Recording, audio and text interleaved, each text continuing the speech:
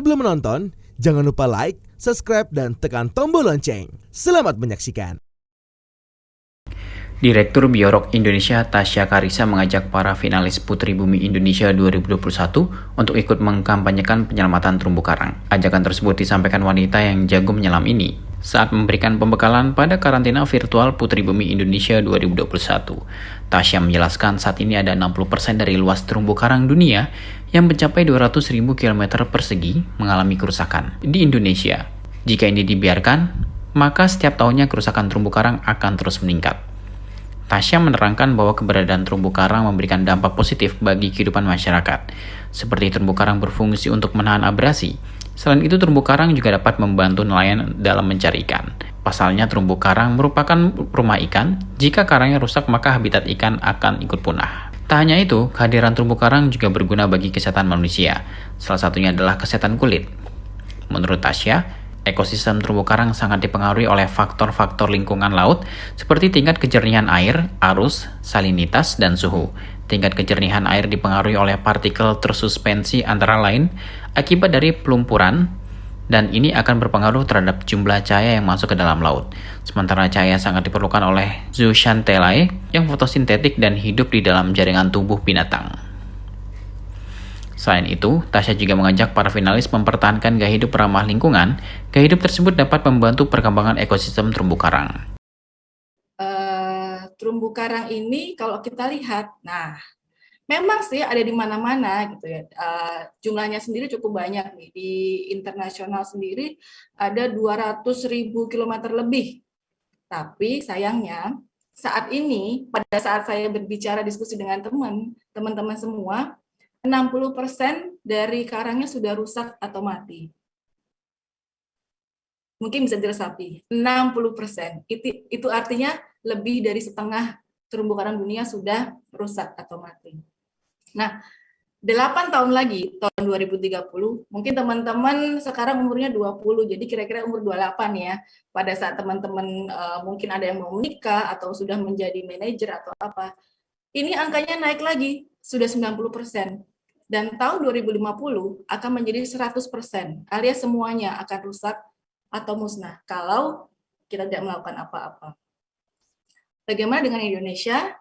Di Indonesia ini sendiri jumlahnya sekitar 50.000 km persegi, tapi kekuatan kita adalah karena kita terletak di terumbu karang dunia, Coral Triangle Center, kita punya spesies yang paling banyak, lebih dari 500 spesies sekarang, dan beberapa hanya ditemukan di Indonesia.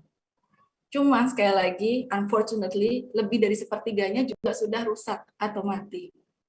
Dan ini sudah dari sejak saya masih mahasiswa, mungkin dari 10 tahun yang lalu lebih, sampai sekarang tidak terlalu signifikan perubahannya. Padahal sudah banyak sekali yang dilakukan ya, kalau kita baca di media ada program restorasi, transplantasi, ada edukasi, tapi kenapa sih kok nggak bertambah baik gitu kalau kita lihat dari data nasional. Nah, jadi tadi kita sudah tahu banyak yang tidak belum berubah. Nah, akibatnya apa? Pada saat karang rusak, manusia juga terdampak. Rumah-rumah nelayan, bangunan resort pantai yang ada di tepi pantai rusak karena abrasi. Banyak yang kehilangan mata pekerjaan seperti nelayan, pemandu wisata, pemilik restoran. Lalu juga kalau karangnya hilang, rumah ikannya hilang, jadi ikannya sendiri juga nggak ada. Stok makanan kita, mau makan sushi jadi nggak bisa karena stok makanannya sudah nggak ada. Dan yang nggak kalah penting adalah pada saat kita dilanda pandemi COVID ini, semua orang berlomba mencari vaksin, mencari obat. Nah, potensi obat-obatan di daerah terumbu karang ini luar biasa. Bahkan teman-teman nih ya, kalau suka pakai skincare, mungkin yang membuat kulit lebih regenerasi lebih bagus, kemudian lebih kenyal, itu banyak materi-materi yang berasal dari laut. Nah, bayangkan kalau kemudian kita tidak ada terumbu karang lagi, ini semua juga tidak bisa kita nikmati lagi. Nah, kalau kita sudah tahu tadi seperti apa kerusakannya, lalu apa dampaknya buat manusia. Terus apa ya yang perlu kita lakukan? Yang bisa kita lihat pertama-tama adalah apa sih yang diperlukan oleh karang ini. Yang jelas karang ini dia suka dengan air laut yang bersih dan jernih. Terus arus sedang, pH sedikit basah, dan terjaga dari predator dan kompetitor. Kenapa kira-kira perlu air laut yang bersih dan jernih? Nah, di bawah sini ada, ini kalau kita lihat secara kecil, hewan karangnya tadi, di dalamnya ada plankton tumbuhan fitoplankton yang namanya zooxanthella. Dialah yang memberi warna, misalkan ada yang hijau, coklat, biru. Kalau karang warna-warni, dialah yang memberi warna. Tadi pemateri sebelumnya ngomong tentang bleaching ya. Nah, pada saat bleaching yang disebut Mas Iqbal tadi kalau nggak salah, zooxanthella inilah yang kabur dari rumahnya, dari karang, karena suhu air laut yang terlalu tinggi, terlalu panas. Kalau dia nggak balik lagi, maka karang juga bisa mati, karena tidak ada hubungan yang timbal balik lagi dengan si zooxanthella ini. Nah, kemudian karang sendiri juga dia akan makan, dan dengan cara dia tumbuh adalah dengan membentuk karang, atau kalau kita, membentuk kapur. Kalau kita lihat adalah karang mati tinggal putih-putih, nah dialah yang menjadi ukuran dari berapa besar dimensi karangnya ini. Seperti ini, dia awalnya hanya menempel, lama-lama semakin luas, dan dia perlu mengekstrak atau membuat lingkungannya menjadi lebih basah, sehingga dia lebih gampang membentuk kerangka kapur tersebut. Nah, jadi apa yang kita bisa lakukan? Ada dua hal. Kita bisa menghentikan, mengurangi penyebabnya, atau juga menumbuhkan karang.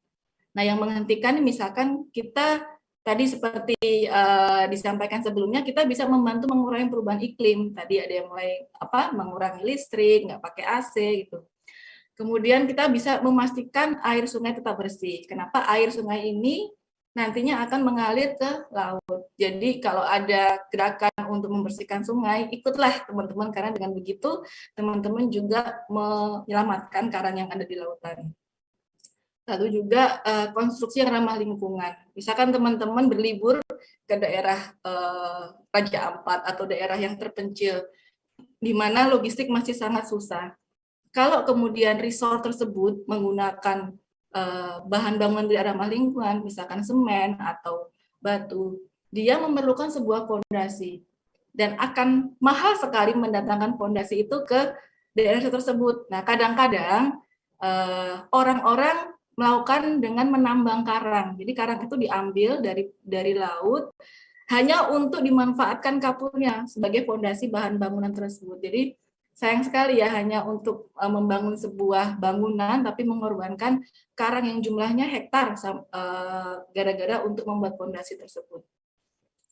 Lalu kita bisa juga bergabung dengan penangkapan ikan yang lestari, tidak menggunakan bom, tidak menggunakan racun. Lalu juga yang paling penting tadi disampaikan adalah kita pertahankan gaya hidup ramah lingkungan. Composting tadi sudah dibahas ya. Jadi composting ini sangat penting untuk membantu tadi air sungai tetap bersih, karena menjaga nutrien tetap ada di darat. Karang ini tidak suka nutrien. Jadi apa yang disukai tanaman sangat tidak disukai oleh karang. Jadi ini karena hal yang berbeda ya, hewan dengan tumbuhan tadi. Jadi kalau pupuk itu bagus buat tanaman, tapi tidak bagus untuk karang. Itu sekali lagi, dengan kita mengetahui dia adalah hewan, bukan tumbuhan, jadi jangan ditreat sebagai tanaman mengenai pupuk tadi. Pada kesempatan ini, Tasya berharap para finalis dapat menyukai olahraga selam.